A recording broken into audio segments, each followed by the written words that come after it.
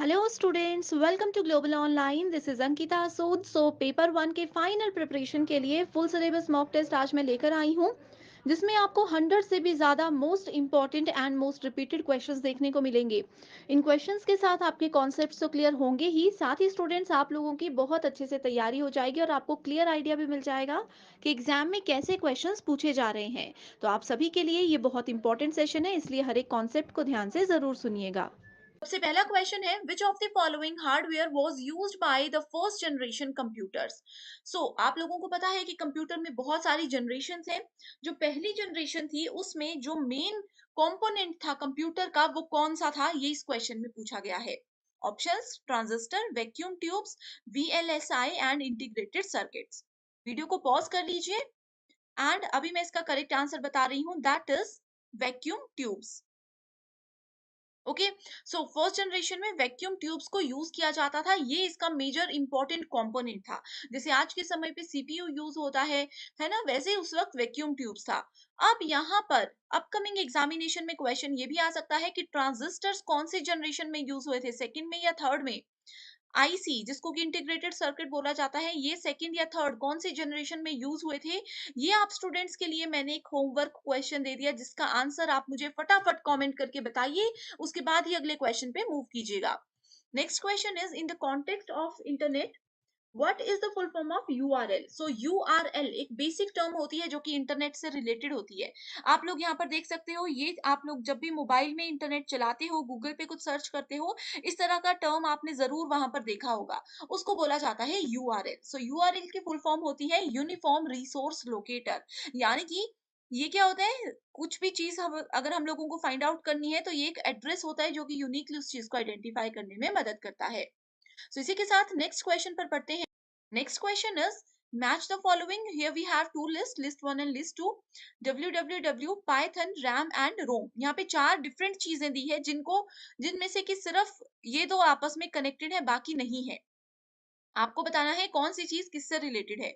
Volatile memory, non volatile memory, world wide web and programming language. बहुत easy question है, थोड़ा सा दिमाग लगाओगे तो आपको पता चलेगा। www का मतलब है वर्ल्ड वाइड वेब, यानी कि ए को जब हम थर्ड के साथ मैच करेंगे तो डायरेक्ट हमारे पास आंसर आ जाएगा ऑप्शन नंबर 4। तो स्टूडेंट्स देखो, इस तरह के जो क्वेश्चंस होते हैं ना, जरूरी नहीं है कि सभी बच्चों को हर एक का मतलब पता हो, हर एक की फुल फॉर्म या मीनिंग पता हो। अगर आपको एक भी क्लियर है, आप अच्छे से उसको समझ सकते हो एंड आपका आंसर बहुत इजीली आपको मिल जाएगा।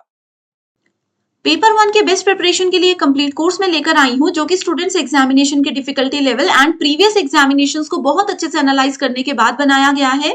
इसमें डेली लाइव लेक्चर्स के साथ आपका पूरा सिलेबस कवर तो हो ही जाएगा, साथ ही आप लोगों को हम topic wise MCQs and PYQs भी प्रैक्टिस करवाते हैं, ताकि आपको ये पता लगता रहे कि जो आप पढ़ रहे हो उसमें से कैसे क्वेश्चन एग्जामिनेशन में पूछे जाते हैं।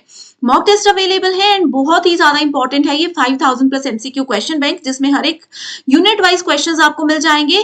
इसके बाहर से कुछ भी एग्जाम में नहीं आता है, तो ये बहुत इंपॉर्टेंट हो जाता है कि आप एग्जाम से पहले एटलीस्ट 2 से 3 बार ये क्वेश्चंस को प्रैक्टिस कीजिए। न्यू बैच हमारा अपकमिंग मंडे से स्टार्ट होने वाला है, तो आप इसको ज्वाइन कर सकते हो। एंड फ्री वीडियोस को देखने के लिए ग्लोबल ऑनलाइन ऐप को जरूर डाउनलोड कीजिए। स्टोर सेक्शन पर सर्च बार में लिखिए कोर्स का नाम।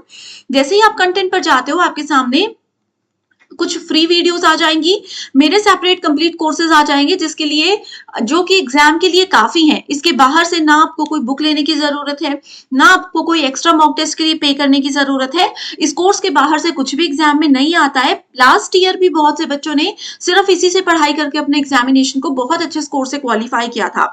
पीवाईक्यूज आप देख सकते हो, पीडीएफ एंड वीडियो सॉल्यूशन आपको मिल जाते हैं। इसमें आपके स्टेट के साथ साथ बाकी के स्टेट्स के जो क्वेश्चन पेपर्स हैं वो भी आपको मिल जाएंगे, ताकि आप लोगों की बहुत अच्छे से प्रैक्टिस भी होती रहे।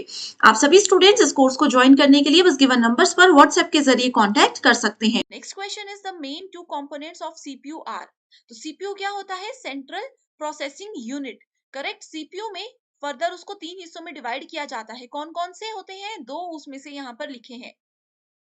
पहला होता है कंट्रोल यूनिट, दूसरा होता है मेमोरी, जिसके अंदर रैम रोम ये सब चीजें आ जाती हैं, एंड तीसरा होता है एएलयू। करेक्ट आंसर हो गया यहाँ पर option number 1, that is control unit and ALU.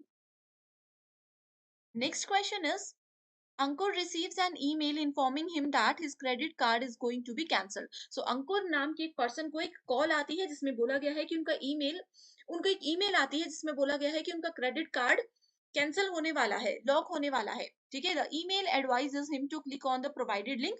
So email में लिखा था कि आपको हमने यहाँ पर एक लिंक दिया हुआ है, आप उस लिंक पे क्लिक कीजिए एंड साइन कर दीजिए, साइन इन कर दीजिए, आपके बैंक अकाउंट की सारी डिटेल्स डाल दीजिए एंड जितनी भी चीजें हैं वो यहाँ पर एंटर कर दीजिए। थोड़ी देर के बाद इसमें बताया गया है कि अंकुर नोटिस करते हैं कि उनके अकाउंट से 10,000 रुपए निकाल दिए गए हैं। तो अंकुर ने क्या कर दिया, कौन से एक स्कैम का अंकुर यहाँ पर विक्टिम बन गया। अब देखो स्टूडेंट्स, ये क्वेश्चन बहुत इजी है। आप लोग ये मत सोचिएगा कि मैथमेटिक्स है इसमें बहुत बड़ा कि 10,000 कट गए, क्या हुआ क्या हुआ, कुछ नहीं है। इस क्वेश्चन में डायरेक्ट आपको पता होना चाहिए कि अगर ईमेल की मदद से किसी को भी फ्रॉड वहां पर मैसेजेस आते हैं, किसी को भी ईमेल की मदद से बोला जाता है कि आप हमें अपना अकाउंट नंबर दीजिए, तो वो हमेशा किस कैटेगरी में आता है, वो आता है हमेशा फिशिंग स्कैम के अंदर। बस आपने इतनी सी चीज याद रखनी है। ये मैंने क्वेश्चन आपके लिए पूरा पढ़ा, अगर आप पहली बार पढ़ रहे हो, पहली बार इस क्वेश्चन को देख रहे हो। अदरवाइज पहली लाइन से ही आप लोगों को पता चल जाता। जैसे ही यहाँ पर लगा पता कि अंकुर ने एक ईमेल रिसीव किया जिसमें कि उनके क्रेडिट कार्ड के बारे में पूछा गया है, बस इसी क्वेश्चन को इतना सा पढ़कर ही आंसर पता चल सकता था कि ये फिशिंग स्कैम है। करेक्ट। सो आई होप ये ट्रिक आप लोग याद रखोगे एंड अपकमिंग एग्जामिनेशन में पूरा क्वेश्चन पढ़ने में अपना टाइम वेस्ट नहीं करोगे। Next question is the speed of processor of a computer is measured in. So computer के अंदर प्रोसेसर्स होते हैं जो कि सारी प्रोसेसिंग को करने के लिए रिस्पॉन्सिबल होते हैं। सो प्रोसेसर्स की जो स्पीड होती है उसको कैसे मेजर किया जाता है, जैसे गाड़ियों की स्पीड कैसे मेजर करते हैं, किलोमीटर पर आवर के हिसाब से, वैसे कंप्यूटर की स्पीड मेजर करने का यहाँ पूछा गया है। Correct answer is option number 1 gigahertz, GHz। Okay, I hope students अभी तक के क्वेश्चंस में आप लोगों ने बिना चीटिंग किए बिल्कुल अच्छे से उनको सॉल्यूशन दिया होगा। वीडियो के एंड में अपना स्कोर जरूर मुझे बताइएगा। Okay, next question is arrange the following different types of computer networks in an ascending order on the basis of their geographical area implied. So तीन यहाँ पर नेटवर्क बताए गए हैं, लैन, वैन एंड मैन। लैन का मतलब होता है लोकल एरिया नेटवर्क, वैन का मतलब होता है wide area network and man का मतलब होता है मेट्रोपॉलिटन एरिया नेटवर्क। सबसे स्मॉलेस्ट होता है लैन, उसके बाद आता है सेकंड नंबर पर मैन एंड तीसरे नंबर पर आता है वैन, जो कि सबसे बड़ा नेटवर्क होता है जिसका एक एग्जांपल इंटरनेट है। इंटरनेट आप पूरे वर्ल्ड में कहीं पर भी चला सकते हो। इंटरनेट पे आप जो चीजें गूगल पे जाकर के इंडिया में सर्च कर रहे हो, किसी और कंट्री में जाकर भी सर्च कर सकते हो। तो बेस्ट एग्जांपल है वैन का इंटरनेट। सो इसमें क्या पूछा है, असेंडिंग ऑर्डर। सो करेक्ट आंसर क्या होगा, C, A एंड B, जो कि मैंने बताया स्मॉलेस्ट, उससे बड़ा मैन, उससे बड़ा van. Next question is match the following, list 1 and list 2। तो यहाँ पर मेमोरी यूनिट दी है kilobyte, megabyte, gigabyte and terabyte. इस चीज को हम डिटेल में स्टूडेंट, जो 1 आवर 1 यूनिट वाला सीरीज मैंने आपके लिए लास्ट वीक लाया था, उसमें हमने इन चीजों को डिटेल में देखा है। ठीक है, सो कौन सी यूनिट किसके इक्विवेलेंट होती है, kilobyte is equals to 103 bytes.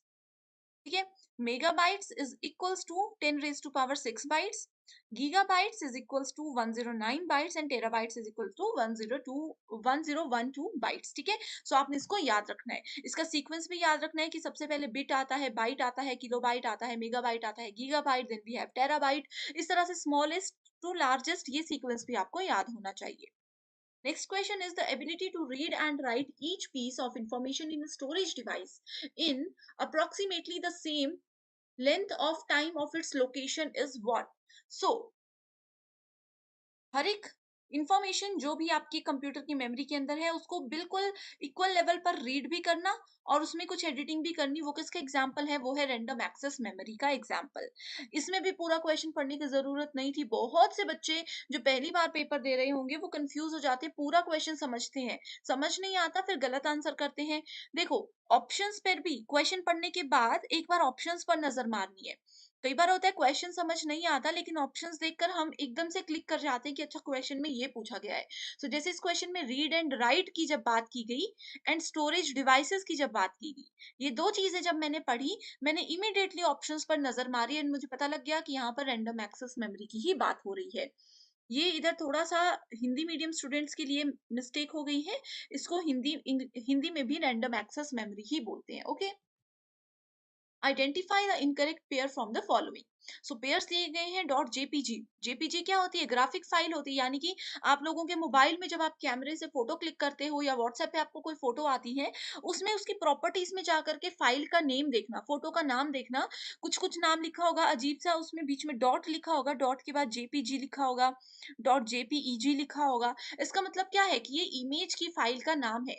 जैसे हमारे सरनेम होते हैं, जैसे मेरा नाम आपने शुरू में देखा अंकिता सूद, वैसे ही सूद से क्या है, सूद मेरी एक्सटेंशन है, मेरा सरनेम है। वैसे ही डॉट के बाद जो भी चीज आती है कंप्यूटर में या मोबाइल में, वो हमें बताती है कि ये कौन से टाइप की फाइल है। ठीक है।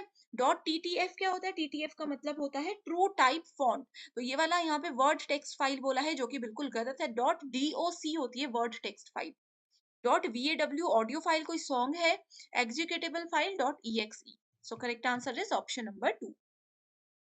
First cyber law which provides the legal infrastructure for e-commerce in India।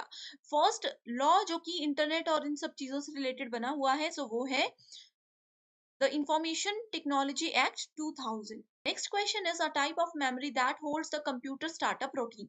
जब हम अपना कंप्यूटर, लैपटॉप या मोबाइल को ऑन करते हैं, तो उस समय पर कौन सी मेमोरी रिस्पॉन्सिबल होती है? सो वो होती है रोम। रोम का मतलब क्या होता है? Read only memory.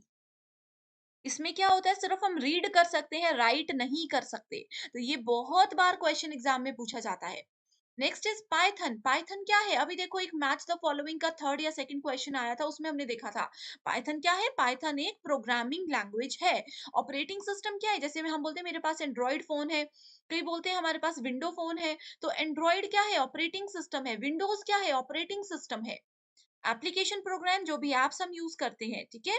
Next question is email stands for. Email का मतलब होता है इलेक्ट्रॉनिक मेल।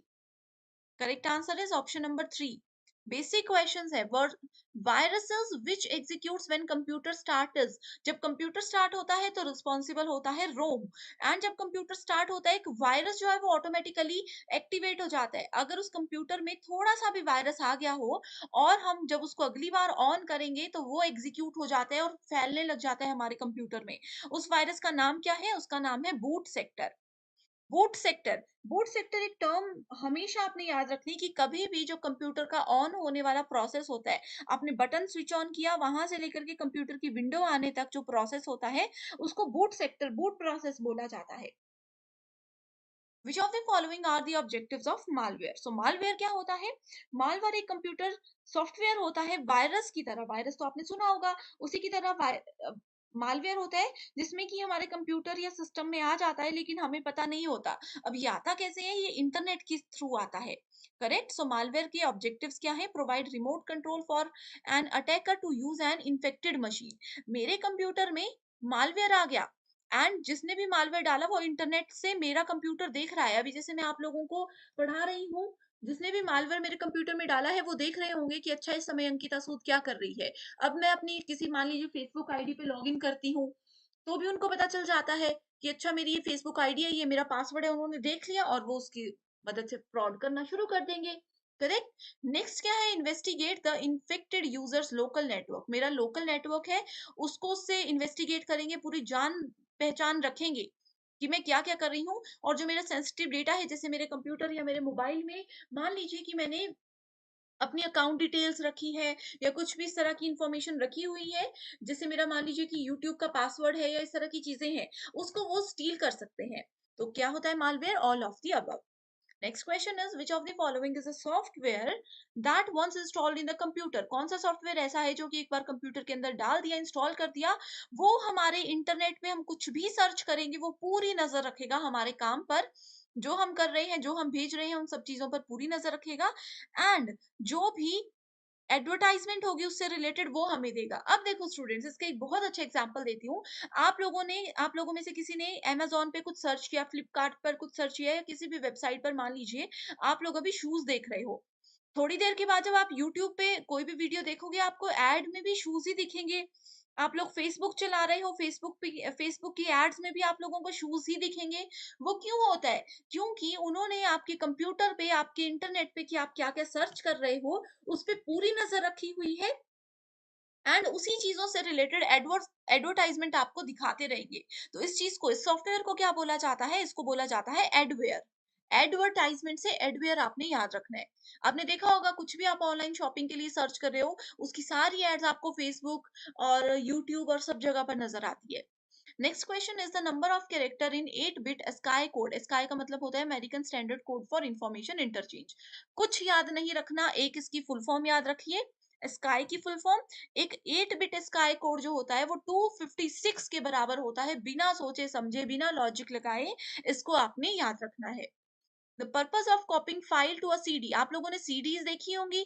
सीडीज हम लोग बचपन में मतलब जब काफी समय पहले सीडीज यूज होती थी। अब एक सीडी लेकर आई मैं, ब्लैंक सीडी, उसके अंदर मैंने शॉपकीपर को बोल दिया कि हाँ इसके अंदर ना अच्छे से गाने डाल दो जो लेटेस्ट चल रहे हैं। तो उस चीज को क्या बोलते हैं? कॉपी पेस्ट करना नहीं बोलते, उस चीज को बोला जाता है बर्निंग। सीडी के अंदर कुछ भी डेटा एंटर करवाती हूँ, डिलीट करवाती हूँ, कुछ भी करवाती हूँ, उसको बर्निंग बोला जाता है। स्पेशली यहाँ पर कॉपी की बात की गई है। A type of memory that holds the computer startup routine. Repeated question है, ROM. Next question is bit stands for. Bit क्या होता है? Bit is very important. ठीक है, bit का मतलब होता है binary digit, that is option number 2।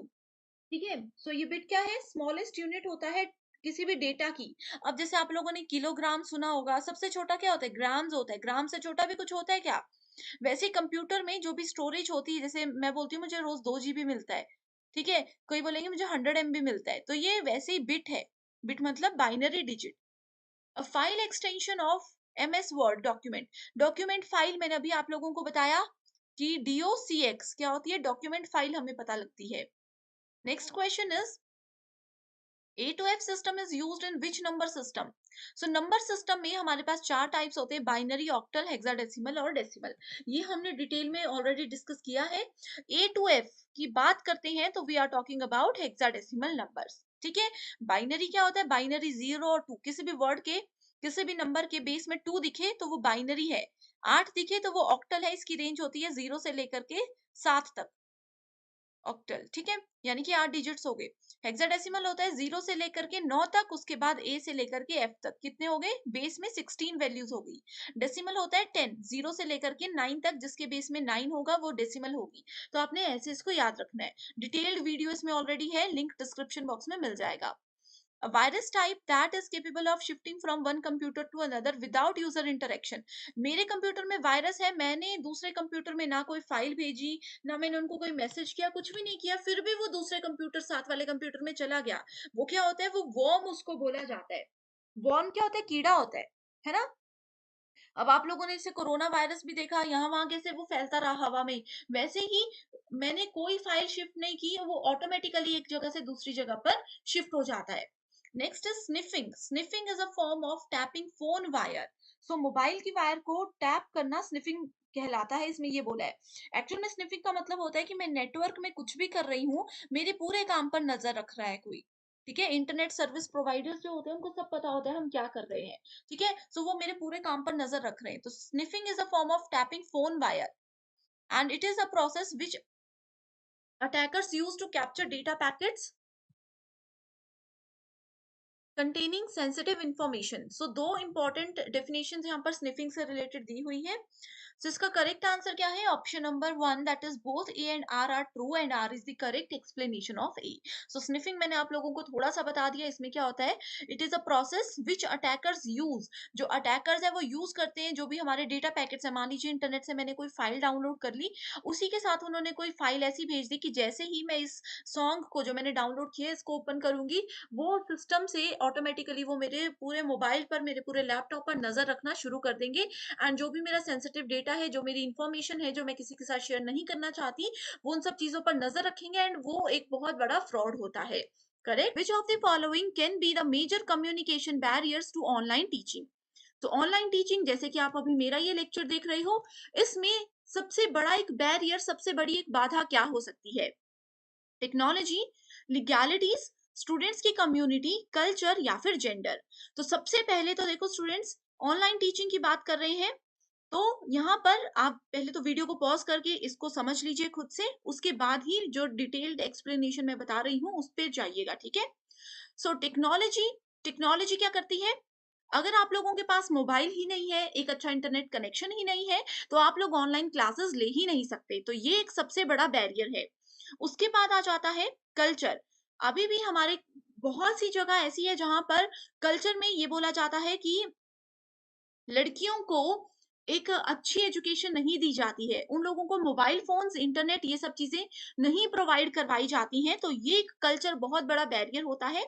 Similar genders का भी यहाँ पर पॉइंट रहेगा। सो करेक्ट आंसर क्या है? Correct answer is option number 2, that is A, D and E. Next question is assertion reason based. Giving orders to student in the classroom is a specific form of communication. यानी कि छात्रों को कुछ आदेश देना एक communication का ही तरीका होता है कक्षा में। इसका कारण ये है, the manner of orders depends on the cultural background of the student involve, कि किस तरीके से हम उनको ऑर्डर दे रहे हैं वो उनकी कल्चरल बैकग्राउंड पर, जो स्टूडेंट है जिस स्कूल में वो पढ़ रहे हैं उस कल्चरल बैकग्राउंड पर डिपेंड करता है। तो इसमें वीडियो को पॉज कीजिए एंड करेक्ट आंसर मैं बता रही हूँ, that is option number 1, both A and B are true, और आर इसका बिल्कुल सही एक्सप्लेनेशन है। ये क्यों है? क्योंकि देखो कक्षा में स्टूडेंट्स को ऑर्डर देंगे तो इससे पता चलेगा कि कैसे किस तरीके से लोगों के साथ बात करनी है, एंड ये डिपेंड करता है हमारे बैकग्राउंड पर, हमारी लोकेशन पर, जहां पर हमारा क्लासरूम है, जिस कॉलेज यूनिवर्सिटी में हम लोग पढ़ रहे हैं। डायरेक्टली बढ़ते हैं अपने अगले क्वेश्चन की ओर। ये भी असर्शन रीजन बेस्ड क्वेश्चन है। इसमें पूछा गया है, universality of communication makes education vital and vibrant, यानी कि संचार की सार्वभौमिकता शिक्षा को जीवंत और भी ज्यादा जीवंत बना करके रखती है, उसको स्प्रेड करती है ऑल ओवर द एरिया में। इसका कारण ये बताया गया है, semiotic narration does not lead itself credence to make it an efficient mode of teaching, यानी कि लाक्षणिक वर्णन इसे शिक्षण का एक कुशल तरीका बनाने के लिए खुद को विश्वसनीय नहीं बनाता है। बहुत ही सिंपल क्वेश्चन है, बहुत ही बेसिक डेफिनेशंस है। करेक्ट आंसर क्या है? That is option number 3, statement A. Assertion बिल्कुल सही है, लेकिन आर इसका कारण बिल्कुल ही गलत स्टेटमेंट है। ओके, क्योंकि देखो जो भी संचार में सार्वभौमिकता होती है, यानी कि सभी लोगों को जो एक साथ शिक्षा प्रोवाइड करवाई जाती है यूनिवर्सिटी लेवल पर, वो वाइटल और वाइब्रेंट होती है। इससे स्टूडेंट अपने करिकुलम के अलावा बहुत सी चीजें और भी सीखते हैं। नेक्स्ट क्वेश्चन है मैच द फॉलोइंग से रिलेटेड, जिसमें कि एक तरफ टाइप्स ऑफ कम्युनिकेशन दिया है, दूसरी तरफ उनके डिस्क्रिप्शन दी है। हिंदी मीडियम स्टूडेंट्स भी यहाँ पर डिटेल में देख सकते हैं। पहला है डायडिक कम्युनिकेशन, ये एक प्रीवियस ईयर क्वेश्चन है जो कि एग्जाम में बहुत बार पूछा जा चुका है। दूसरा है public communication, organisational communication and mass communication. बहुत से स्टूडेंट्स ऐसे होंगे जिन्होंने शायद ऊपर के ये 3 वर्ड्स अभी तक नहीं सुने होंगे, लेकिन मास कम्युनिकेशन यूजीसी नेट अगर आप कर रहे हो तो इस टॉपिक को बिल्कुल मिस नहीं कर सकते। मास कम्युनिकेशन क्या होता है? वीडियो को पॉज करके पहले आंसर नोट कीजिए, फिर एक्सप्लेनेशन पे जाइएगा। मास कम्युनिकेशन होता है जहां पर एक पर्सन बहुत सारी ऑडियंस को, एक लार्ज नंबर ऑफ ऑडियंस को एक साथ कोई इंफॉर्मेशन प्रोवाइड कराते हैं, जैसे कि न्यूज चैनल, जैसे कि रेडियो एफएम, जैसे कि कोई भाषण देते हैं। ठीक है, तो ये आता है मास कम्युनिकेशन। सो मास कम्युनिकेशन से डायरेक्टली आप इसका आंसर आइडेंटिफाई कर सकते थे कि क्या है, messages flow through a network of interdependent relationship. ठीक है, एंड बाकी के भी आप यहाँ पर मैच करके देख सकते हो। Next question is communication stimuli used to convey the messages are known as. So संदेश संप्रेषित करने के लिए, संदेश भेजने के लिए, स्टिमुलाई का मतलब है कम्युनिकेशन करने के लिए, मैसेज भेजने के लिए कौन सी चीज का सबसे ज्यादा संचार में उत्तेजनाओं का होना जरूरी होता है? तो वो होता है कोड्स का होना जरूरी। बहुत डायरेक्ट डेफिनेशन है, बहुत बेसिक क्वेश्चन है। Again, assertion reason based question we have in group discussion. Some participants enter the fray with big chips on their students. Group discussion में बहुत सारे लोग होते हैं, सबको बोलने का पूरा अधिकार होता है। रीजन क्या है? There are antagonist people who are calm and listed. So calm and listed, ठीक है। सो बहुत से लोग ऐसे होते हैं जो कि वहां पर के विरोधी लोग होते हैं, जो कि क्लैम और सूचीबद्ध हैं। करेक्ट, इसका ये कारण इसमें बताया गया है। सो अच्छे से समझिए, करेक्ट आंसर क्या है? Option number 4, that is A is not correct but R is correct. So group discussion में कुछ पार्टिसिपेंट्स जो है वो free with big chips on their students, इसके लिए वहां पर आते हैं। Because of new media, learning is no longer an assembly of. So new media में क्या चीजें आती है? ऑनलाइन टीचिंग आती है, टेक्नोलॉजी आती है, ऑनलाइन जो कम्युनिकेशन हम करते हैं वो सब चीजें आती है। Learning is no longer an assembly of facts. ठीक है, इसमें ज्यादातर फैक्ट्स पर लोग तथ्यों पर बात नहीं करते, बस कम्युनिकेट करते हैं। ऑनलाइन जैसे आपने देखा होगा इमोजीज के थ्रू कम्युनिकेट किया जाता है, इसके कोई तथ्य नहीं होते, फैक्ट्स नहीं होते। असर्शन रीजन बेस्ड क्वेश्चन है फिर से। Allowing an issue to fester will contribute to effective communication, यानी कि किसी समस्या को कम होने देना प्रभावी संचार में योगदान देता है। इसका कारण क्या है? A good communicator will address an issue in the classroom before it becomes precarious. तो देखो, बिल्कुल हिंदी एक्सप्लेनेशन भी इजी लैंग्वेज में है, तो स्टूडेंट्स आप यहाँ से भी पढ़कर कॉन्सेप्ट्स को समझ सकते हो। फाइनल एग्जाम में भी आप लोगों के पास दोनों ऑप्शंस होंगे, तो अगर आप एक लैंग्वेज में नहीं समझ पा रहे तो दूसरे पे शिफ्ट कर सकते हो। सो यहाँ पर डायरेक्टली हम आंसर पे जाते हैं, that is option number 4। Assertion गलत है एंड रीजन बिल्कुल सही है।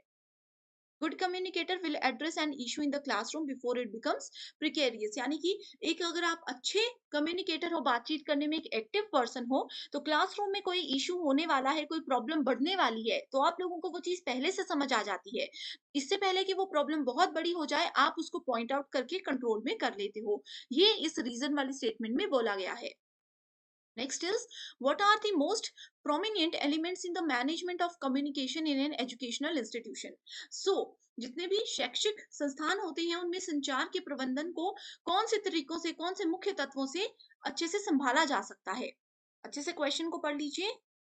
डायरेक्ट मैं आंसर बताती हूँ, that is B, D and E only. ठीक है, तो स्ट्रक्चरिंग वर्क रोल, क्या काम हम करने वाले हैं, किसी और से अपने इंस्टीट्यूशन में क्या काम हम लोग करवाने वाले हैं, ये सारी चीजों को ध्यान में रखते हुए इसमें काम किया जाता है। Next we have keep others inform, कि कोई अपडेट अगर हमारे सीनियर लेवल पर हमें बोल रहे हैं या कोई चीजें हम चेंज करना चाहते हैं, तो बाकी सबको भी उसके बारे में अगर हम इन्फॉर्म करते हैं, तो एक प्रॉपर मैनेजमेंट के साथ एजुकेशनल इंस्टीट्यूशन काम करते हैं, guiding others wherever possible. Next question is, the concept fraction of selection in classroom communication is determined by the expectations of reward related to. So कक्षा संचार में चयन का अवधारणा अंश संबंधित इनाम की अपेक्षा से निर्धारित होता है। तो किसकी अपेक्षा से उसको निर्धारित किया जाता है? Efforts needed. तो कितने एफर्ट्स यानी कि कितने प्रयास करने की हमें जरूरत है, इस चीज के बेसिस पर वहां पर काम किया। Next question is assertion reason based. Universality of communication makes education, ये स्टूडेंट्स रिपीटेड क्वेश्चन है, इसको आप लोग नोट कर लीजिएगा। नेक्स्ट क्वेश्चन है, एक तरफ एग्जांपल्स दिए गए हैं, दूसरी तरफ टाइप्स ऑफ कम्युनिकेशन दिया गया है। Horizontal, intrapersonal, mass and group communication, basic question है। जल्दी से वीडियो को पॉज करके आप इसका आंसर देख सकते हो। ठीक है, हॉरिजॉन्टल कम्युनिकेशन क्या होता है? Internal conversation with fellow workers, अपने लेवल के लोगों के साथ अगर हम बात कर रहे हैं, जैसे एक डिपार्टमेंट के एचआर दूसरे डिपार्टमेंट के एचआर के साथ बात करते हैं, इस तरह से आप यहाँ पर देख सकते हो। Mass we have already discussed. ठीक है, यहाँ पर फटाफट से आप इसको देख सकते हो, बिल्कुल बेसिक डेफिनेशन है। The chronological sequence in the development of communication system is, so communication अगर हमें करना है तो उसका एक सीक्वेंस होता है, तो वो सीक्वेंस क्या है? emergence ऑफ लैंग्वेज, यानी कि हमें पहले भाषा को डिसाइड करना है कि ए और बी अगर बात करना चाहते हैं तो किस लैंग्वेज में बात करेंगे ताकि दोनों को समझ आए। Cave paintings, interpersonal communication, verbal यानी कि बोल करके हम बात करने वाले हैं। Appearance of printing technology, telecommunication system. So correct answer is cave paintings, यानी कि केव पेंटिंग्स का मतलब, यहाँ पे थोड़ा सा हिंदी में प्रॉब्लम है। केव पेंटिंग्स का मतलब होता है कि पहले हमें टॉपिक पता होना चाहिए कि हम क्या करने वाले हैं, कि हम किस बारे में बात करने वाले हैं, किस तरह के लोगों के साथ हम बात करने वाले हैं। उसके बाद लैंग्वेज डिसाइड होती है। इस तरह से ये प्रॉपर सीक्वेंस को हम फॉलो करते हैं। Next question is, the positive impact of communication depends on, तो अगर संचार को हम अच्छा बनाना चाहते हैं तो उसके सकारात्मक प्रभाव क्या हो सकते हैं? तो ये हो सकते हैं प्लानिंग। सबसे पहले अगर हम प्लान करके बातचीत करेंगे तो कभी भी ऐसा नहीं होगा कि हमारी कम्युनिकेशन वेस्ट चली गई, हमने कुछ फालतू बात कर दी। दूसरा है मीडिया सिलेक्शन, यानी कि किस तरीके से हम बात करने वाले हैं, किसी पर्सन के साथ सामने बैठ के बात करेंगे, किसी के साथ मोबाइल फोन पे बात करेंगे, या फिर ऑनलाइन उसको वॉइस मैसेज भेज देंगे, किस तरीके से बात करेंगे। यूज ऑफ लैंग्वेज, यानी कि कौन सी भाषा का प्रयोग हम बातचीत करने में करने वाले हैं। अगर ये तीनों चीजों को आप अच्छे से सेलेक्ट करके किसी के साथ बातचीत करते हो तो आपका कम्युनिकेशन बहुत ही ज्यादा इफेक्टिव माना जाता है। Which of the following factors are important in communication? So संचार में किन चीजों को इंपॉर्टेंट माना जाता है? स्लैंग, यानी कि किस टोन में, किस तरीके से आप बोल रहे हो। कैनिकल एटीट्यूड, यानी कि आपका एटीट्यूड क्या है। कई बार होता है हम बेसिक सी चीजें बोलते हैं लेकिन हमारे बोलने का तरीका ऐसा होता है कि सामने वाला उसको गलत वे में लेकर के चला जाता है। नेक्स्ट इज फ्रेमिंग, कि किस लेवल तक कौन सी बात हमें किसी को बतानी है। कई बार होता है ना, थोड़ी सी बात बतानी होती है लेकिन हम बहुत ज्यादा खुल जाते हैं किसी के सामने, जो नहीं बताना होता वो भी बता देते हैं, वो फ्रेमिंग आता है। प्राइमिंग मतलब कितनी बात को कितने लेवल तक खींचना है, कितना बताना है।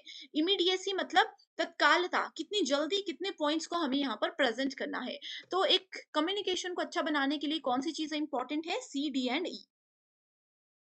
ठीक है, अगर हमारी टोन खराब है, हमारे बोलने का तरीका गलत है, तो वो नॉर्मल सी बात में भी लड़ाई बढ़ सकती है। ठीक है, सो इसीलिए ऑप्शन ए और बी को हमने कैंसिल कर दिया है। Next question, types of communication and examples दिए गए हैं।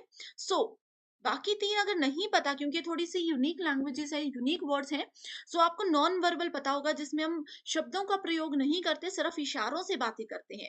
वो इशारे मुंह से भी हो सकते हैं, हाथों से भी हो सकते हैं, बॉडी लैंग्वेज से भी हो सकते हैं। सो इस अकॉर्डिंग करेक्ट आंसर क्या है? करेक्ट आंसर डी के हिसाब से आप देख सकते हो। ट्रैफिक सिग्नल लाइट, ये क्या है? नॉन वर्बल है। ट्रैफिक सिग्नल में कुछ बोला नहीं जाता, सिर्फ रेड लाइट आती है, हम समझ जाते हैं कि हमें रुकने के लिए बोला जा रहा है। अगर आपका ये ऑप्शन अगर आपको आता होता तो देखो आप इजीली करेक्ट आंसर को आइडेंटिफाई कर सकते थे। तो स्टूडेंट्स, यूजीसी नेट में यही तरीका है। कई बार बहुत सी टर्म्स ऐसी आती है जो हमने नहीं सुनी, लेकिन एक टर्म ऐसी होती है जो हमें पता होता है, जो कि बेसिक होती है, एंड उसी के बेसिस पे आप क्या कर सकते हो? करेक्ट आंसर को ढूंढ सकते हो। Next is in communication interpretation of the message depends on. अब देखो स्टूडेंट्स, इस क्वेश्चन में जो मैंने आपको ट्रिक्स बताई, अगर आपको ये हेल्पफुल लगी है एंड आप चाहते हो कि इस सीरीज को मैं कंटिन्यू रखूं एंड इसी तरह से स्मार्ट एंड शॉर्ट ट्रिक्स पे अलग से भी एक वीडियो लेकर आऊं, तो आप मुझे कमेंट जरूर कर सकते हो।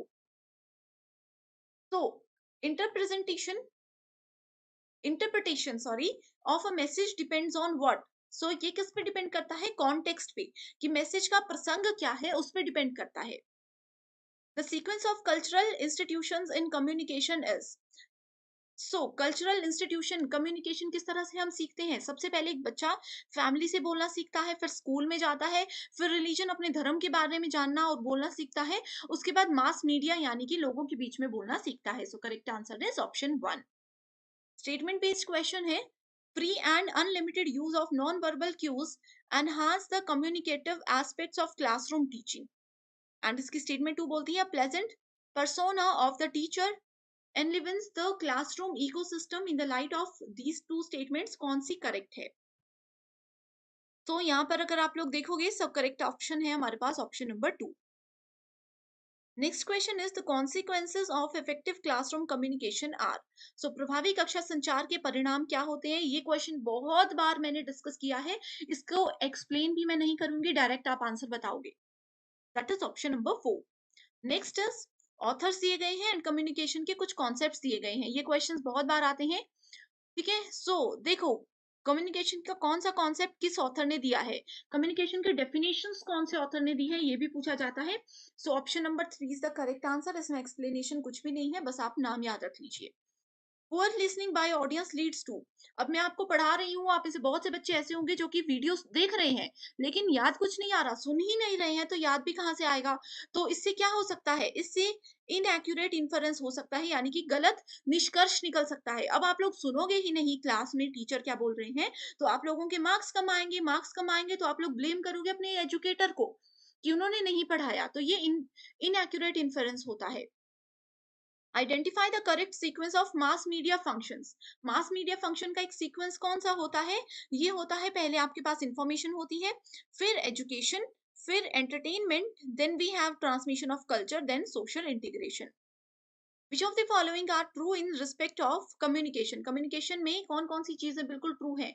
फिल्टरिंग द प्रोसेस, कि बोलना कितना बोलना है, किसी को कितनी बात बतानी है। बैरियर लेस प्रोसेस, कि कम से कम बाधा हमारे बोलने के तरीके में हो। Life long process, universal process या कलेक्टिव प्रोसेस। करेक्ट आंसर है सी, डी एंड ई ओनली। क्योंकि कम्युनिकेशन में हम जितनी मर्जी कोशिश कर लें बैरियर्स ना आए, लेकिन कुछ भी हो सकता है। फिल्टरिंग प्रोसेस भी ये हो सकता है, ठीक है। Next is cognitive dissonance in classroom communication is the result of. तो कॉग्निटिव मतलब मेंटल लेवल, किसी के दिमाग में कितनी चीजें हैं, उनका मानसिक जो लेवल है, दिमाग याद रखना, ये सारी चीजें आती हैं कॉग्निटिव के अंदर। तो इसका करेक्ट आंसर है स्टूडेंट के इंटरेस्ट पर। कोई स्टूडेंट अगर अच्छे से सुन रहा है, क्लास में पूरा दिमाग लगा करके सुन रहे हैं, तो वो अच्छा स्कोर करेंगे। उनका इंटरेस्ट है वो तभी सुनेंगे। किसी स्टूडेंट का इंटरेस्ट ही नहीं है, वो जबरदस्ती बैठे हैं, तो वो सुनेंगे ही नहीं। तो क्लासरूम में कम्युनिकेशन बेहतर हो ही नहीं सकता। What is the correct sequence of actions in conducting an intervention based action research in education. यानी कि शिक्षा में हस्तक्षेप आधारित क्रियात्मक शोध करने के लिए क्रियाओं का सही क्रम क्या होता है। सो सिंपल सा क्वेश्चन है, मैं इसको थोड़ा सा एक्सप्लेन कर देती हूँ। डायरेक्ट आप लोगों को इतना नहीं समझना, सिर्फ ये देखना है कि एजुकेशन फील्ड में यानी कि स्कूल कॉलेज लेवल पर अगर एक्शन रिसर्च हमें फॉलो करनी है, तो कौन से सीक्वेंस को फॉलो किया जाता है। यानी कि आपको ये तो पता ही होगा कि एक्शन रिसर्च क्या होता है, साइक्लिक रिसर्च होता है। एक साइकिल की तरह वो गोल गोल गोल गोल 4 फेजेस पे घूमता है। वो 4 फेजेस ये हैं। आपको बस ये बताना है कि पहला फेज कौन सा है, उसके बाद कौन सा फेज आएगा। तो ये इस क्वेश्चन में बेसिकली पूछा गया है। बहुत बार स्टूडेंट्स आप लोगों को क्या करना है, क्वेश्चन अगर समझ नहीं आ रहा ना, ऑप्शंस देखिए। ऑप्शन देखने के बाद डायरेक्टली आपको आधी चीजें क्लियर हो जाती हैं कि एग्जैक्टली क्या क्वेश्चन में पूछा जा रहा है। तो इसका वीडियो को पॉज कीजिए एंड इसका आंसर आप नोटबुक में नोट कर लीजिए। तो इस क्वेश्चन का करेक्ट आंसर होगा option number 2। Next question is, which of the following purposes demands action research? So again action research पर based question है। So कौन से action research का क्या उद्देश्य होता है, क्या उसके मेजर डिमांड होती है। Developing a theory, writing a thesis, solving a classroom problem या फिर टेस्टिंग अ थ्योरी। तो एक्शन रिसर्च बेसिकली फोकस करता है, वीडियो को पॉज कर दीजिए, ये फोकस करता है सॉल्विंग अ क्लासरूम प्रॉब्लम। अब देखो क्यों होता है, जैसे कि प्रीवियस क्वेश्चन में भी हमने ये चीज देखी थी। एजुकेशन इंस्टीट्यूशन हो गए, हॉस्पिटल मैनेजमेंट हो गया, जहां पर कोई प्रॉब्लम अगर आती है, इमीडिएट हम लोगों को उसका सॉल्यूशन लेना है। उस समय पर डिस्कशन का कोई रोल नहीं होता, बस जो प्रॉब्लम है उसको सॉल्व करने के लिए इमीडिएट हम लोगों को एक्शन लेना है, तो वो होता है एक्शन रिसर्च।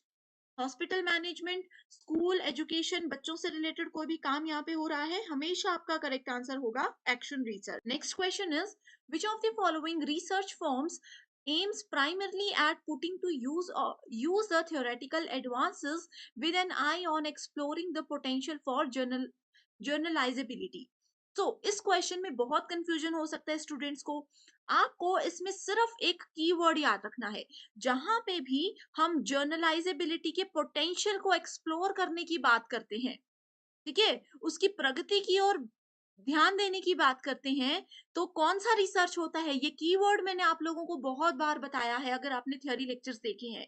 सो इसका करेक्ट आंसर होगा option number 4, that is applied research. आपका ऑप्शन अगर स्टूडेंट्स करेक्ट है तो बहुत अच्छी बात है। अगर आपका आंसर ये गलत था तो मैं आपको बता दूं कि सबसे पहले आता है हमारे पास प्योर रिसर्च, जिसको फंडामेंटल रिसर्च भी बोला जाता है। उसके बाद आते हैं action research and applied research. Action research मैंने आपको बताया इमीडिएट, जहां पर हम लोगों को क्विक एक्शन कहीं पर लेना है, कोई प्रॉब्लम हो गई, सोचना नहीं है, डिस्कशन नहीं करना है, किसी से परमिशन नहीं लेनी है, बस उसको प्रॉब्लम को सॉल्व करने के लिए क्विक एक्शन लेना होगा। इस तरह का कोई एग्जाम्पल मिलेगा तो वो एक्शन रिसर्च के अंदर आएगा। अप्लाइड रिसर्च में आता है कि हम एक्सप्लोर करते हैं, हम सोचते हैं कि अच्छा ये कंडीशन हो गई है तो हम ये प्रोसेस को फॉलो करें या नहीं करें, इस तरह की चीजें आती हैं अप्लाइड रिसर्च में।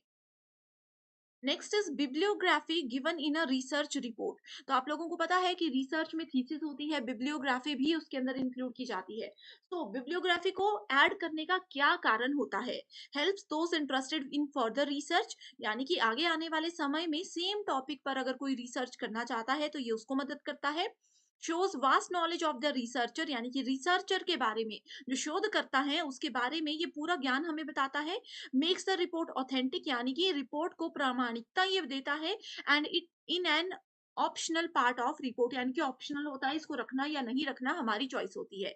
सो करेक्ट आंसर क्या है, जल्दी से इसको आप लोग मार्क कर लीजिए अपनी नोटबुक में। अभी मैं आंसर बता रही हूँ, that is option number 1, helps those interested in further research. For example मान लीजिए कि किसी भी सोशल प्रॉब्लम से रिलेटेड मैं अभी रिसर्च कर रही हूँ, ठीक है? आने वाले समय में अभी 2023 में मैं ये रिसर्च कर रही हूँ, 2025 में मान लीजिए आप में से कोई student as it is topic पर रिसर्च करने वाले हैं। तो आप लोग अगर देखना चाहते हो कि अच्छा अंकिता मैम ने इस टॉपिक पर क्या रिसर्च किया था, उनको क्या क्या चीजें मिली, कैसे कैसे उन्होंने हेल्प किया था, वो सारी चीजें देखने के लिए आप बिब्लियोग्राफी देख सकते हो। आगे समय में फ्यूचर में जो भी इस टॉपिक पे रिसर्च करेगा उनको बिब्लियोग्राफी से मदद मिल जाती है। Next is, in which method of research the independent variable is manipulated to observe and measure its effect on dependent variables. Correct. So यहाँ पे इंडिपेंडेंट वेरिएबल यानी कि इंडिपेंडेंट क्या होता है, स्वतंत्र चर, और यहाँ पे डिपेंडेंट वेरिएबल दो तरह की चीजों की बात की गई है। तो जहां पर भी ये दो इंडिपेंडेंट और डिपेंडेंट वेरिएबल्स की बात आ जाती है एंड उनके मैनिपुलेशन ऑब्जर्वेशन का इफेक्ट दूसरे वेरिएबल पे पड़ता है, तो वो रिसर्च होता है एक्सपेरिमेंटल रिसर्च। अब एक्सपेरिमेंटल रिसर्च का एक एग्जांपल बताती हूँ। साइंस की केमिस्ट्री लैब में बहुत सारे एक्सपेरिमेंट्स होते हैं। एक एक्सपेरिमेंट में हमने एक केमिकल को दूसरे केमिकल से मिला दिया। अब इसका हम देखेंगे कि क्या इफेक्ट पड़ा। इसमें हमने तीसरा केमिकल अगर और मिला देना है तो फिर हम देखेंगे कि इसका क्या इफेक्ट पड़ेगा। तो एक्सपेरिमेंट करेंगे, एक एक करके देखेंगे कि कौन सा वेरिएबल, कौन सा चर एक दूसरे पर निर्भर है, कौन सा नहीं है। नेक्स्ट क्वेश्चन इज, अरेंज करना है हमें रिसर्च के डिफरेंट स्टेप्स को इन अ करेक्ट सीक्वेंस। 6 स्टेप्स होते हैं रिसर्च के जो यहाँ पर दिए गए हैं। सबसे पहला कौन सा होता है? अब देखो सबसे लास्ट तो होगा रिजल्ट एंड डिस्कशन, तो सभी में ऑप्शन नंबर 6 है।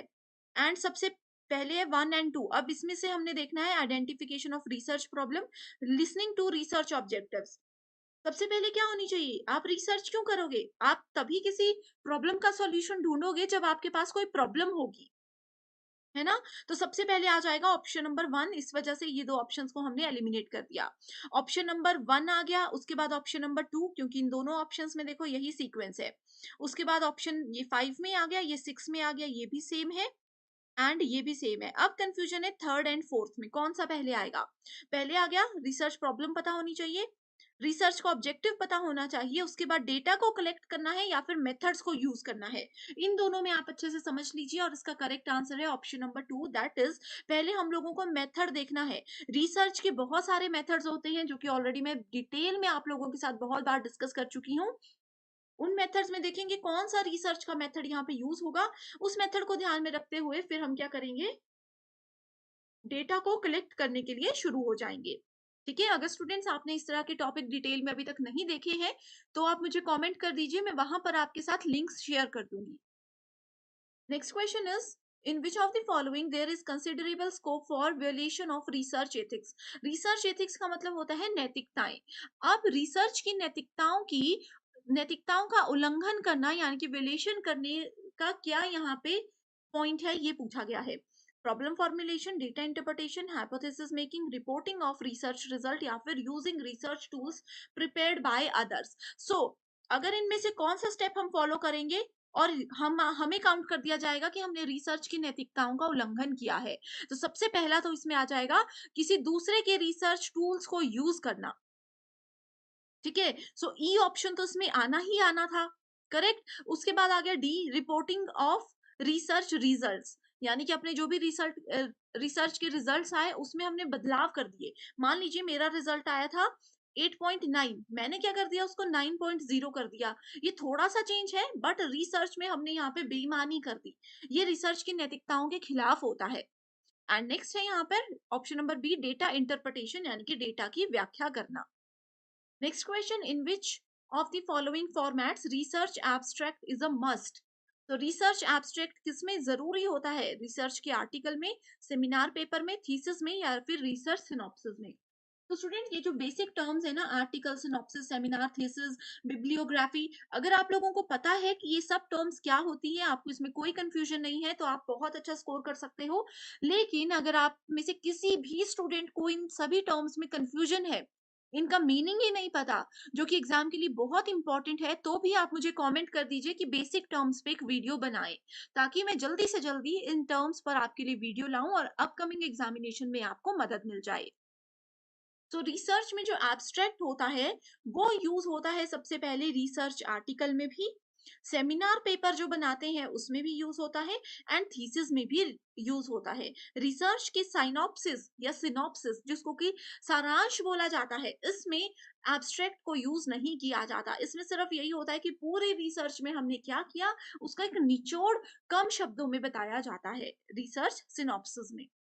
नेक्स्ट क्वेश्चन है क्वालिटेटिव एंड क्वांटिटेटिव रिसर्च से रिलेटेड। इसमें पूछा गया है qualitative research paradigm emphasizes participant perceptives and uses an empirico-inductive approach. And statement 2 बोलती है in the same research project it is neither possible nor desirable to use both the research paradigms together. So statement based question, इसमें qualitative and quantitative की बिल्कुल direct definition दी है जो कि हमने as it is discuss की थी। इसमें क्या है, स्टेटमेंट 1 तो बिल्कुल करेक्ट है जो बोलती है कि क्वांटिटेटिव रिसर्च क्या करते हैं, पार्टिसिपेंट की यानी कि जो भी रिसर्चर होते हैं उनके परस्पेक्टिव से काम करते हैं, एंड एम्पेरिको यानी कि एम्पेरिकल इंडक्टिव रिसर्च को ये यूज करते हैं। एम्पेरिको या एम्पेरिकल वर्ड जहां पर भी आपको नजर आता है, अनुभव जन्य, इसका मतलब होता है कि हम यहाँ पे ऑब्जर्वेशन और अपने एक्सपीरियंस के साथ काम कर रहे हैं। ठीक है, तो ये स्टेटमेंट करेक्ट है एंड स्टेटमेंट 2 इज इनकरेक्ट।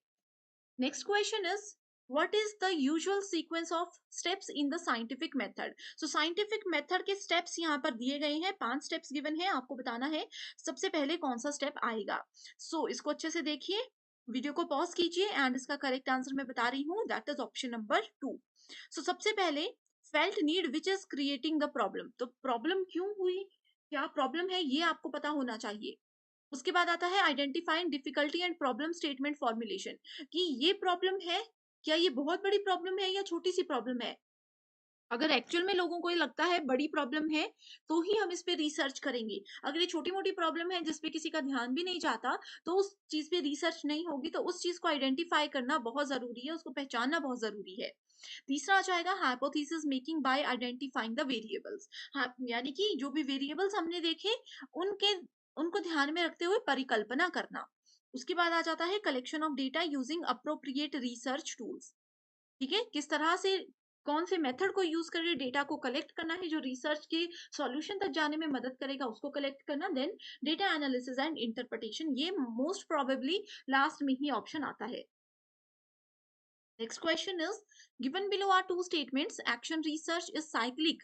देखो फर्स्ट क्वेश्चन में मैंने बताया कि एक्शन रिसर्च साइक्लिक होता है, 4 फेजेस हैं, ये साइकिल की तरह बस यही नहीं 4 फेजेस पे गोल गोल गोल गोल घूमता है। Plan, act, observe, reflect. देखो सेम क्वेश्चन स्टूडेंट्स, अगर आपने पहला क्वेश्चन अच्छे से सुना था तो आप लोगों को ये क्वेश्चन बिल्कुल आप सही करते जो कि 2021 में पूछा गया है। इसीलिए मैं कहती हूँ हर एक क्वेश्चन को अच्छे से समझिए, क्योंकि एनटीए के पास कोई नया सिलेबस नहीं आता हर साल, वही क्वेश्चंस को घुमा करके पूछा जाता है। ठीक है, दूसरा यहाँ पे purpose of action research is to develop a theory to explain casual relationship among variables. बहुत इजी क्वेश्चन है, आंसर नोट कीजिए एंड मैं बताती हूँ इसका आंसर है ऑप्शन नंबर 3। ये स्टेटमेंट बिल्कुल इनकरेक्ट है, क्योंकि एक्शन रिसर्च इमीडिएट एक्शन लेता है। उस समय पे अगर हम थ्योरी बनाने लग गए, डॉक्यूमेंट्स रेडी करने लग गए, किसी से परमिशन मांगने लग गए तो कुछ नहीं होगा, तो एक्शन रिसर्च का कोई मतलब ही नहीं है। ठीक है, एंड इसमें ये साइक्लिक प्रोसेस को फॉलो करता है जो कि बिल्कुल करेक्ट स्टेटमेंट है। Next question is use of ICT in research facilitates access and accuracy of research findings, and इसका reason ये बताया गया है a researcher has to follow various styles of referencing and format while writing a thesis with an intent for deriving support from ICT। इसमें पहली statement में ये बोला गया है कि रिसर्च के दौरान अगर हम आईसीटी यानी कि कंप्यूटर, इंटरनेट, ये सब चीजों का, टेक्नोलॉजी का यूज करते हैं तो इजीली हम डेटा कलेक्ट कर सकते हैं और हमारे रिसर्च का जो रिजल्ट होगा वो बिल्कुल एक्यूरेट होगा, वो बिल्कुल सटीकता के साथ काम करेगा। इसका कारण ये बताया गया है कि रिसर्चर को बहुत सारे रेफरेंसिंग के स्टाइल और फॉर्मेट फॉलो करने पड़ते हैं रिसर्च थीसिस के लिए, जिसमें कि आईसीटी उनको बहुत ज्यादा मदद करता है। तो आपको क्या लगता है कौन से स्टेटमेंट्स करेक्ट हैं? करेक्ट आंसर क्या होगा? ये तो बिल्कुल करेक्ट है कि कंप्यूटर से अगर हम मदद करते हैं रिसर्च में तो इजीली काम हो जाएगा, सटीकता से काम होगा, लेकिन इसका कारण बिल्कुल स्टेटमेंट गलत है। Next question is which of the following research is intervention based, cyclic in nature and improvement focused. कौन सी साइक्लिक होती है? देखो एक ही वर्ड से आपको करेक्ट आंसर आ जाएगा, एक्शन रिसर्च। कुछ नहीं पढ़ना। ये छोटे-छोटे से कीवर्ड्स हैं जो कि मैं आपको इस कंप्लीट सेशन में बता रही हूँ। देखो स्टूडेंट्स, इससे पहले मैंने आप लोगों के लिए 1 यूनिट 1 आवर वाला सेशन भी लाया। 1 घंटे में हमने कंप्लीट रिसर्च एप्टीट्यूड, 1 घंटे में हमने कंप्लीट टीचिंग एप्टीट्यूड, इस तरह से टोटल 10 यूनिट्स कवर की थी। उसके बाद 1 यूनिट 20 मिनट्स में कवर की थी। ये सीरीज़ भी मैं आपके लिए लेकर आई थी, जिसमें सिर्फ इस तरह के शॉर्ट ट्रिक्स मैंने आपको बताए थे। छोटे-छोटे वर्ड से आप कैसे आंसर को आइडेंटिफाई कर सकते हो, ये बताया था। तो अगर आपने वो देखे होंगे, तो मुझे 100% श्योरिटी है कि इस मॉक टेस्ट में 50 में से आप लोग 45 प्लस इजीली स्कोर कर सकते हो। ज़रूर मुझे कमेंट करके बताइएगा आपका स्कोर, ठीक है? नेक्स्ट क्वेश्चन है सैंपलिंग केसेस। सैंपलिंग क्या होता है? नमूनाकरण। 1000 लोग मेरे पास हैं, ठीक है? 1000 लोग हैं, मैं गई रिसर्च करने के लिए किसी कॉलेज में, 1000 बच्चे सामने रख दिया, मैं 1000 लोगों से तो क्वेश्चन नहीं पूछूँगी। लेकिन 1000 में से मैंने क्या किया, सिर्फ टॉप 100 बच्चों को सिलेक्ट कर लिया। टॉप 100 वो किसी भी बेसिस पे हो सकते हैं, स्कॉलर स्टूडेंट्स भी हो सकते हैं, जो गेम्स में बेस्ट हैं वो भी हो सकते हैं। रैंडमली पहले 100 बच्चे जो मुझे गेट पर दिख गए, मैंने उनको बुला लिया। ये क्या हो गए? ये 1000 में से मैंने सैंपल ले लिया 100 का। सो सैंपल केसेस का मतलब क्या होता है? सैंपल मैंने बता दिया, अब इजीली इस क्वेश्चन का आंसर आप दे सकते हो, अच्छे से इसको समझ लीजिए। इसका मतलब होता है sampling of people, newspaper, television programmes etcetera. So sampling of people यहाँ पे, सैंपलिंग ऑफ स्टूडेंट्स यहाँ पर हमने किया। A research method which focuses on establishing causal relationship with controls among variables, independent, moderator and dependent is called. इसको क्या बोला जाता है? इसको एक्सपेरिमेंटल रिसर्च बोला जाता है। प्रीवियस क्वेश्चन भी हमने किया, इंडिपेंडेंट डिपेंडेंट वेरिएबल्स के बीच में कैजुअल रिलेशनशिप था एक्सपेरिमेंटल रिसर्च में। Next is a university teacher plans to study the performance of student in implementing specific projects in term of their creativity level. So students की creativity कितनी ज्यादा है उसको ध्यान में रखते हुए एक उनका performance chart एक यूनिवर्सिटी में टीचर्स ने बनाया। तो इसमें कौन सा रिसर्च यूज होगा? इसमें आपके पास ex post facto research use होगा। एक्स पोस्ट फैक्टो होता है आफ्टर द इंसिडेंट, यानी कि कुछ प्रॉब्लम हो गई, उसके बाद हमें पता चलता है कि अच्छा ये हो गया है, अब हमें पता चल रहा है, अब उसके बाद हम रिसर्च करेंगे। सो एक्स पोस्ट फैक्टो, पोस्ट का मतलब ये होता है बाद में। Which of the following sampling methods are in research are non probability based? So sampling we have already discussed, sampling में दो types होते हैं, probability and non probability, correct? So probability के 4 टाइप्स, नॉन प्रोबेबिलिटी के 4 types आपको 100% exam में आएंगे ही आएंगे। 10 मिनट का टॉपिक है प्रोबेबिलिटी और उसके दोनों टाइप्स, ठीक है? सैम्पलिंग और उसके दोनों टाइप्स 10 मिनट का टॉपिक है एंड आपके 4 नंबर पक्के हो सकते हैं, ठीक है? सो यहाँ पे नॉन प्रोबेबिलिटी के टाइप्स जल्दी से देखिए, मैंने ट्रिक्स के साथ आपको ये प्रीवियस वीडियो में बताए हैं। तो इसका करेक्ट आंसर है बी, डी एंड ई। ये तीनों टाइप्स किसके अंदर है? नॉन प्रोबेबिलिटी के। बाकी क्लस्टर और रैंडम किसके अंदर आता है? प्रोबेबिलिटी के। बाकी के जो रिमेनिंग है, आप मुझे कमेंट करके बता दीजिए स्टूडेंट्स, ये होमवर्क क्वेश्चन है, आप लोगों की बहुत अच्छी रिवीजन हो जाएगी। कमेंट करके बताइए कि प्रोबेबिलिटी के कौन कौन से टाइप्स होते हैं, नॉन प्रोबेबिलिटी के कौन कौन से 4 टाइप्स होते हैं, जल्दी से बताना। Next question is statement match the following, जिसमें कि फॉर्मेट ऑफ प्रेजेंटेशन है, दूसरी तरफ डिस्टिंक्टिव फीचर्स है। हिंदी मीडियम स्टूडेंट्स यहाँ पर इस क्वेश्चन को देख सकते हो, ये थोड़ा सा मिसप्रिंट हो गया है आई थिंक, यहाँ पर आप इसको देख लीजिए।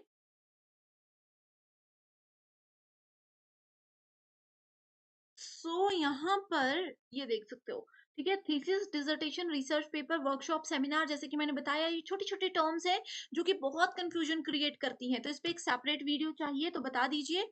सो थीसिस एंड डिसर्टेशन, इस ये क्या होता है? एक सिस्टमैटिक प्रिस्क्राइब्ड फॉर्मेट होता है जो कि एक यूनिवर्सिटी आपको बताती है रिसर्च के दौरान।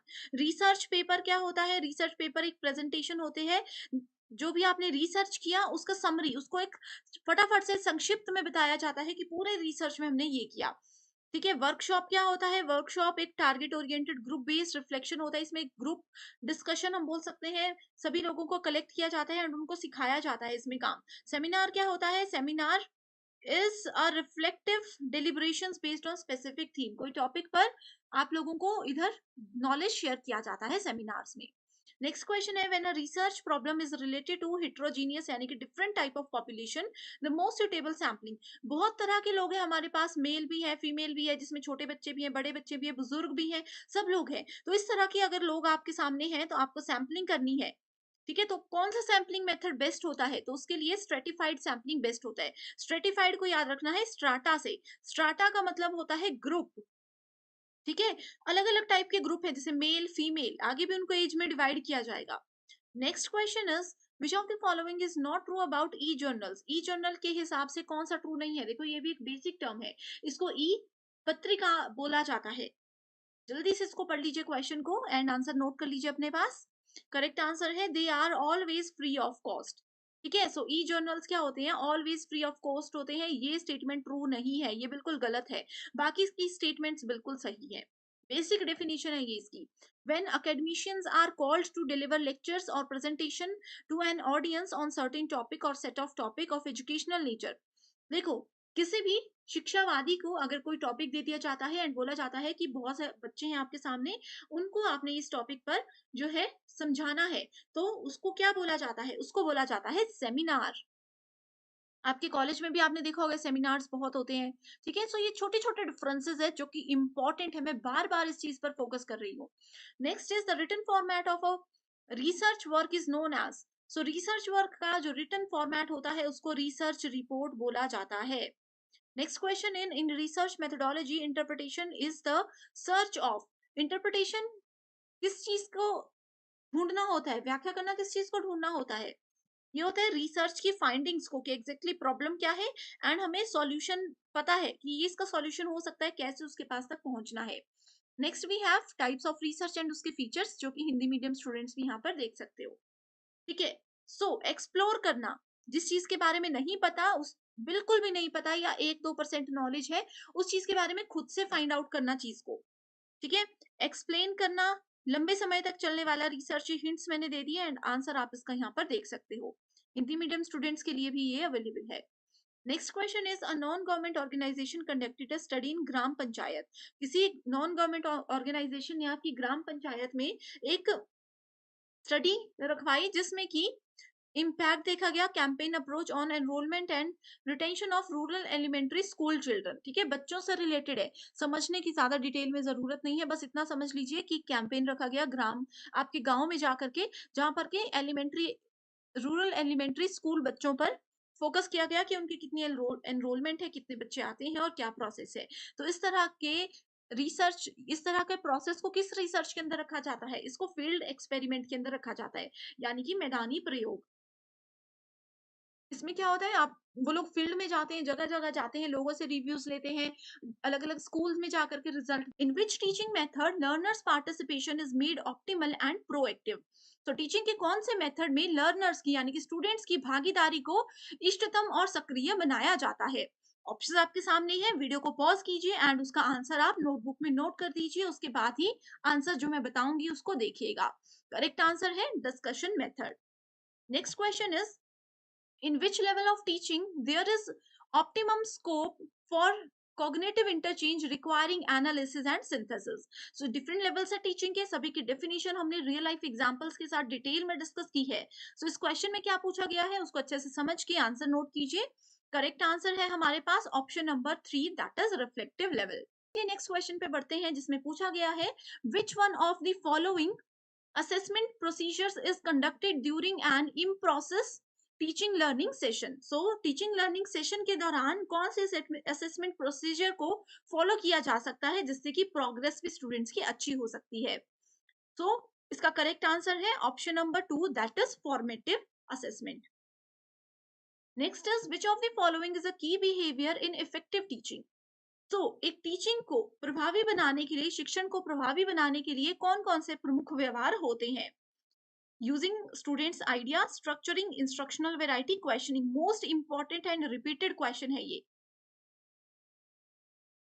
next question, select the alternative which consists of positive factors contributing to effectiveness of teaching। so कौन से वो इंपॉर्टेंट पॉजिटिव फैक्टर्स हैं जो कि टीचिंग को इफेक्टिव बनाने में, प्रभावी बनाने में मदद करते हैं? फैक्टर्स दिए गए हैं, अपने आप को एक टीचर की जगह पे रखिए एंड रियल लाइफ में क्या क्या चीजें कैसे काम कर सकती हैं, उस तरह से आप इस क्वेश्चन को सॉल्व कीजिए, तो डेफिनेटली आपका आंसर बिल्कुल सही होगा। वीडियो को पॉज कीजिएगा एंड करेक्ट आंसर है option number 4, that is A, C and F. Next question is in the list given below identify those key teaching behaviours which have been observed to be contributive to effectiveness. Again, teaching को effective बनाने के लिए कौन से की behaviours use हो सकते हैं, लिस्ट आपके सामने है। इस क्वेश्चन को ऑलरेडी हम डिस्कस भी कर चुके हैं, तो अगर आप हमारे रेगुलर स्टूडेंट्स हो, थ्योरी सेशंस आपने देखे हैं, तो बहुत इजी क्वेश्चन ये आपको लगेगा। करेक्ट आंसर है option number 3। Next question is what is the hallmark of reflective teaching? चिंतनशील शिक्षण की पहचान क्या होती है? रिफ्लेक्टिव टीचिंग क्या है? ये एक लेवल है जो कि हाईएस्ट लेवल होता है, थर्ड लेवल होता है। करेक्ट, तो right answer here is option number 1। Next question is which of the following characteristic in classroom teaching behavior as given below will be classified as a part of formative assessment? तो formative assessment क्या होती है? जो कि class के immediately बाद teacher students के assessment करता है कि आज हमने क्या पढ़ा, आज हमने क्या क्या चीजें सीखी, वो एकदम से क्लास के बाद एक स्टूडेंट्स का छोटा सा टेस्ट होता है, that is called formative assessment. तो इससे रिलेटेड कौन से स्टेटमेंट्स ट्रू है वो आपने चेक करना है। करेक्ट आंसर है option number 2। Identify those teaching strategies which are learner centred. तो शिक्षार्थी केंद्रित जो मेथड्स हैं, कौन कौन से उसके पॉइंट ऑफ व्यू से सही स्ट्रेटेजीज हैं। अच्छे से पढ़िए।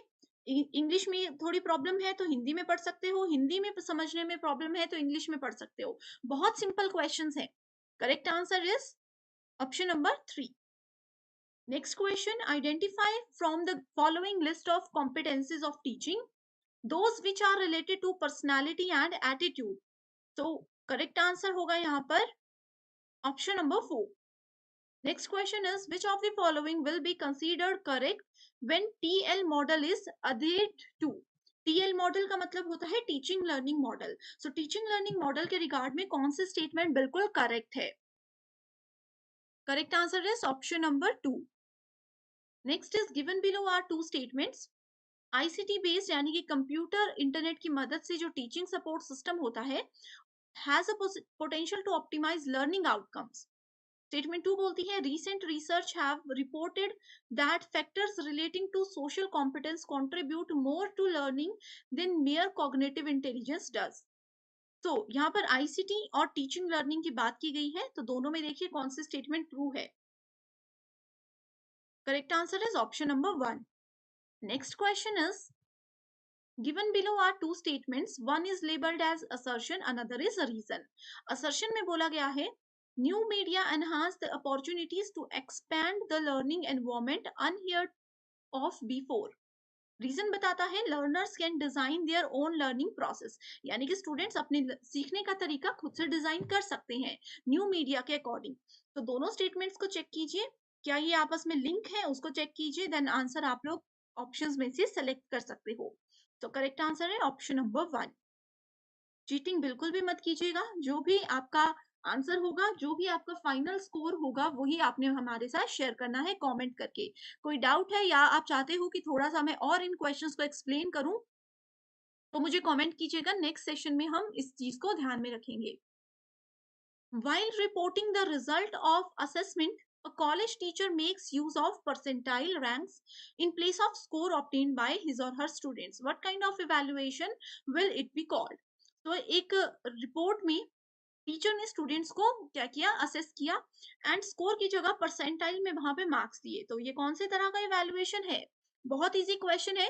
रियल लाइफ एग्जांपल्स को लेकर के थोड़ा सा कंफ्यूज करने की कोशिश की गई है, लेकिन अगर आपको ये 4 टाइप के इवैल्यूएशन की बेसिक डेफिनेशन पता है तो आप इजीली इस क्वेश्चन को सॉल्व कर सकते हो। तो ये है नॉर्म रेफरेंस इसका आंसर।